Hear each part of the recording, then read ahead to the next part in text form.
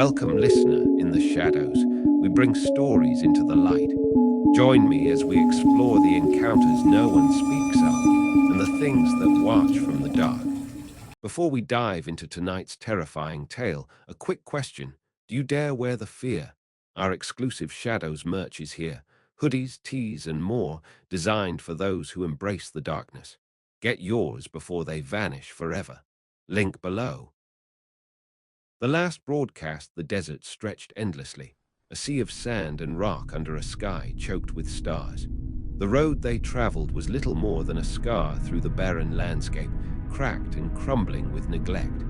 The car's tires crunched against loose gravel, the sound swallowed almost instantly by the vast silence pressing in on them. The only other noise was the soft hum of the engine and the occasional rustle of wind, stirring up phantom trails of dust in the moonlight. Luke tightened his grip on the steering wheel, his knuckles white. The air in the car was thick, heavy with unspoken tension. He stole a glance at Jenna, her face bathed in the eerie glow of her laptop screen. She had barely spoken since they left the last gas station, her fingers dancing over her equipment, preparing for whatever they were about to walk into. He envied her focus. His own thoughts were tangled, a mess of curiosity and apprehension. "You sure this is worth it?" Jenna finally asked, not looking up from her screen. Luke exhaled sharply, eyes fixed on the dark road ahead. "You heard the transmission, didn't you? That voice knew our names." Jenna hesitated before nodding. "Yeah, but that's what freaks me out. It wasn't just random static. Someone or something is expecting us." They had first heard the strange broadcast 2 nights ago. Luke had been sifting through old case files, drawn into another spiral of conspiracies, when his radio suddenly crackled to life on its own. The voice had been distant at first, buried beneath layers of static, but then it had sharpened, clear as day. "Luke, Jenna, you shouldn't have come." The voice had been unmistakably Luke's. That was what set everything into motion. He and Jenna had traced the signal to an abandoned radio station deep in the desert.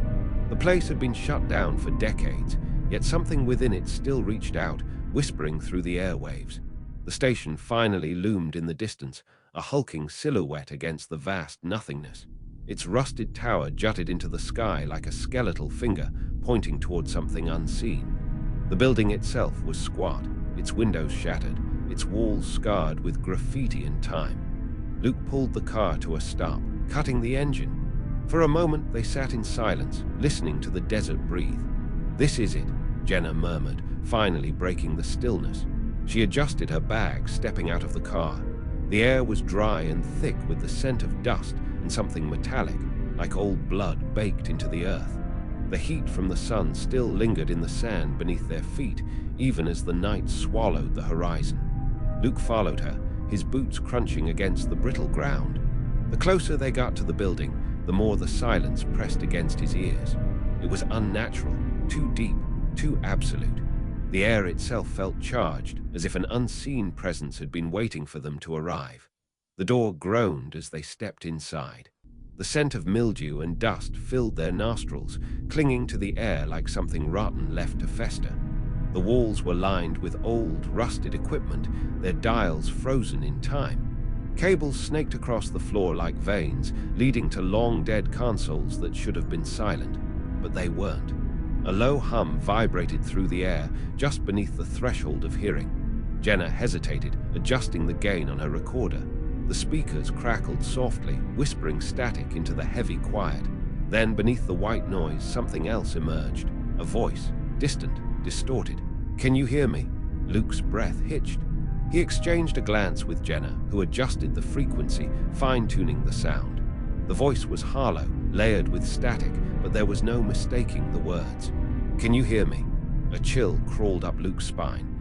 He grabbed an old reel-to-reel tape and fed it into a machine, pressing play. The speakers whined, then erupted with sound, an old broadcast that had never aired. The voice was familiar. Too familiar. "Luke, Jenna, you shouldn't have come." Jenna's hands froze over the dials. Luke felt his stomach twist. The recording wasn't just addressing them, it was warning them. A child's laughter crackled through the speakers, high-pitched and distant. It was followed by a scream. The equipment flickered to life, dials moving on their own. The speakers burst with noise, a garbled cacophony of voices speaking over one another. Luke and Jenna backed away as the sound grew deafening. The walls seemed to vibrate, the air thick with electric charge. The station was speaking to them, and then it spoke in Luke's own voice. "I knew you would come." Luke's mind reeled. The radio was playing back their own words, but twisted, distorted. It was as if something was listening, recording, replaying them in an infinite loop. He turned to Jenna, but she was already at the door, yanking at the handle. "It won't open," she gasped. The walls pulsed, the air warped. The desert outside was gone. In its place was endless static, an expanse of shifting, flickering nothingness. The radio station was no longer in the world they knew. Luke staggered back as a figure emerged from the shadows. Charlie. His old colleague, the one who had disappeared years ago. "You opened it?" Charlie said, his voice hollow. "You let it in." The equipment around them sparked and hissed. The voice on the radio, their voice, spoke again. "We are the broadcast." Luke grabbed Jenna's arm, yanking her away from the pulsing static. He refused to let this be their end. "There has to be another way out," he muttered, scanning the room. His eyes landed on the main console, its dials still spinning, lights flickering in unnatural patterns. Jenna caught on, moving toward it.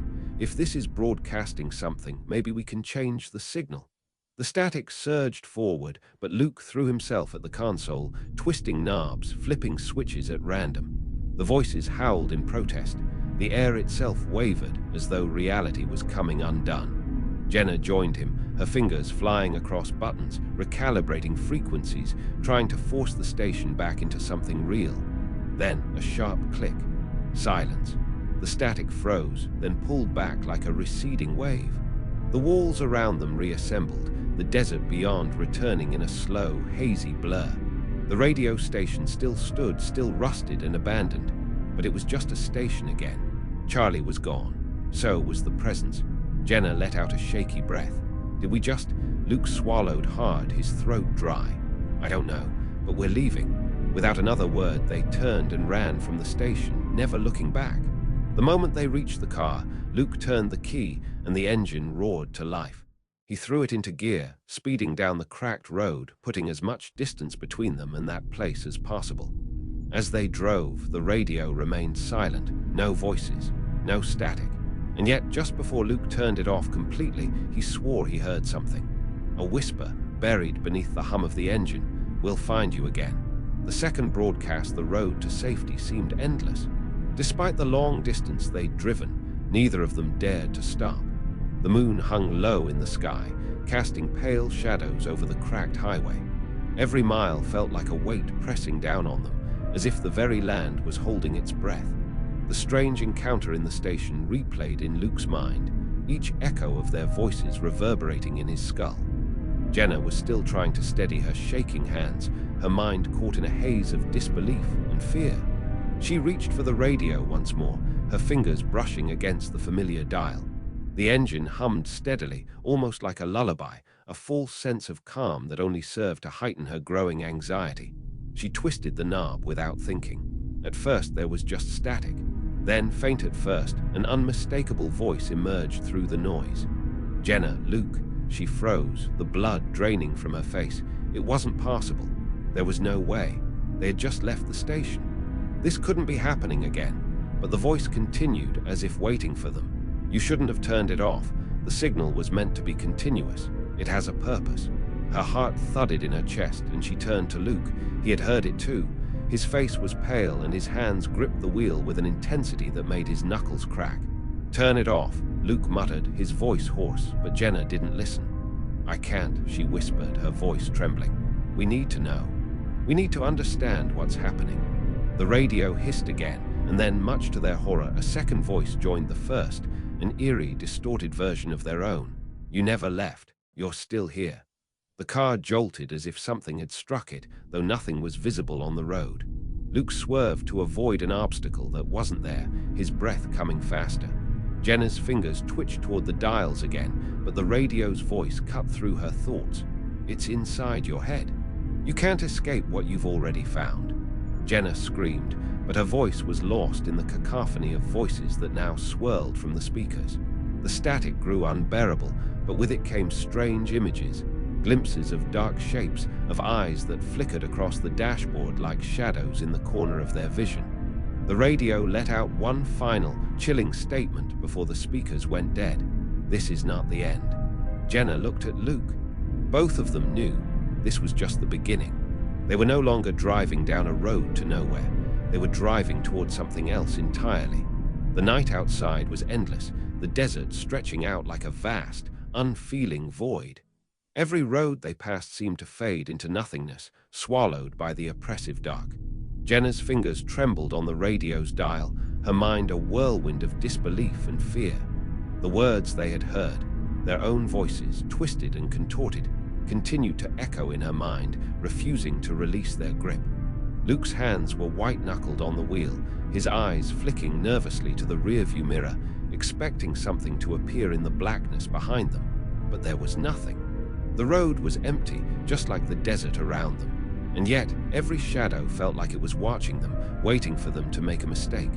"Luke, I don't think we can outrun this," Jenna whispered, her voice barely audible over the hum of the engine.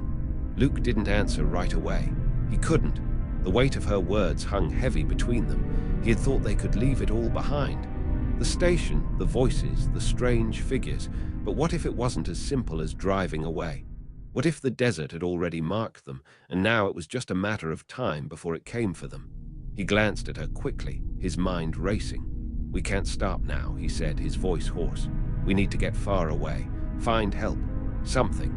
Jenna's lips pressed into a thin line, her eyes glued to the radio. She wanted to agree with him, wanted to believe they could escape, but the nagging feeling that something was waiting, something they hadn't yet seen, gnawed at her. The car's headlights cut through the darkness, revealing a faint glow in the distance. It was small at first, just a flicker of light, but it quickly grew larger. A fire, maybe, or perhaps another structure, something they could use as shelter for the night. Luke slowed the car, his eyes narrowing as he tried to make out the shape. The glow was soft, almost too soft. It flickered in the air like it was alive, and that unsettling sensation crept over his skin again. Something wasn't right. "I think we should check it out," Jenna said, almost too eagerly. Her voice betrayed her nerves, but there was a hunger in her words, a desire to break the tension that had built up between them. Luke hesitated but ultimately nodded. They needed answers, something to help them make sense of all the madness. He steered the car toward the light, the tires crunching against the gravel road as the glow became clearer. It wasn't a fire. It was something else entirely. The glow was coming from a building.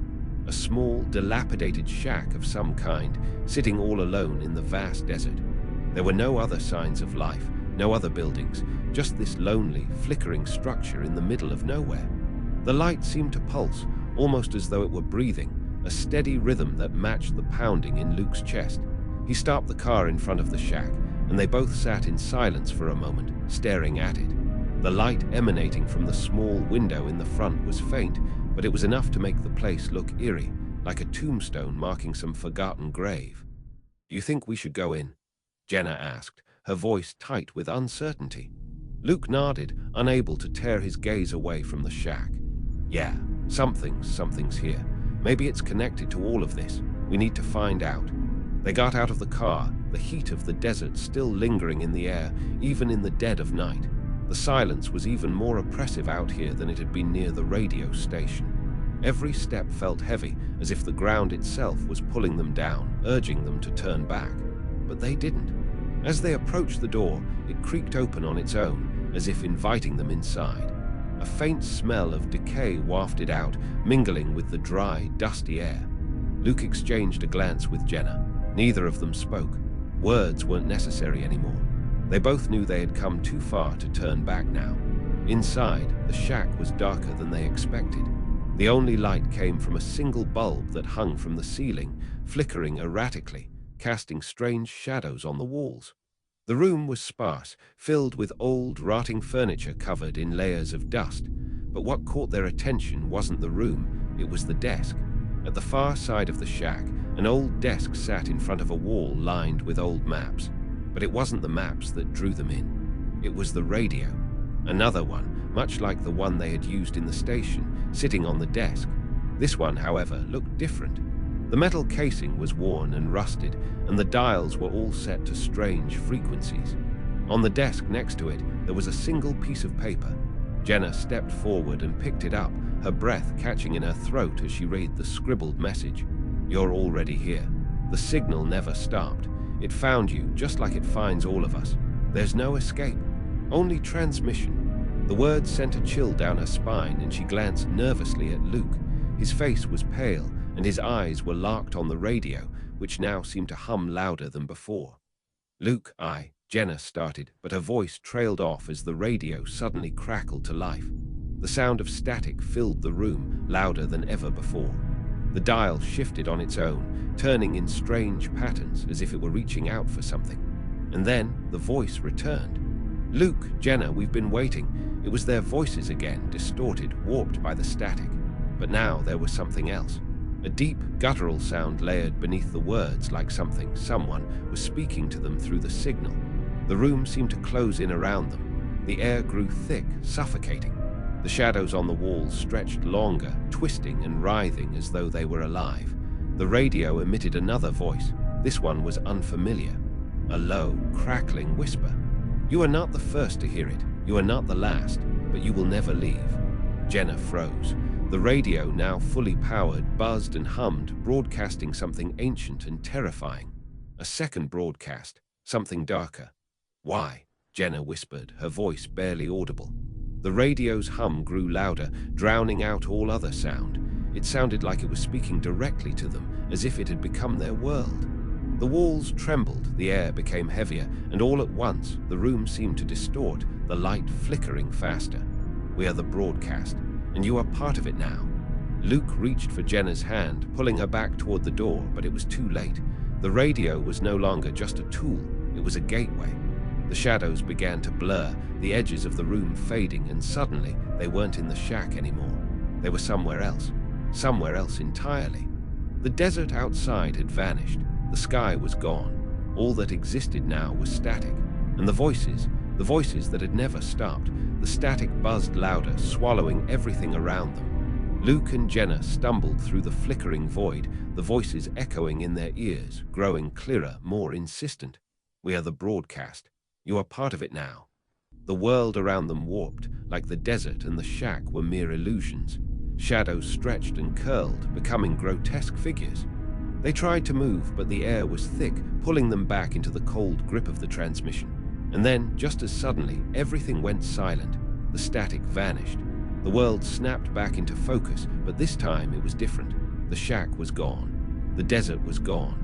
They were back on the road, driving through the night, the car's tires crunching on the gravel. The sky above them was dark, vast, and empty. They exchanged bewildered looks. The radio was off. No static. No voices. But in the quiet of the car, as they sped down the road, Luke swore he heard a whisper in the back of his mind. One final message. "We'll find you again." And that was when they both knew. They hadn't escaped. The broadcast was still out there, waiting. Watching. They were already a part of it, and there would be no running, no escaping the signal. It would never stop. The car's engine hummed steadily, but the silence between them was deafening. Some transmissions can never be cut off. You made it back for now. But the things in the dark never truly leave, do they? They watch, they wait, and perhaps they remember you now too. If you want to hear more, if you dare to listen again, step back into the shadows. Like the video. Subscribe. But know this, some doors once opened do not close so easily.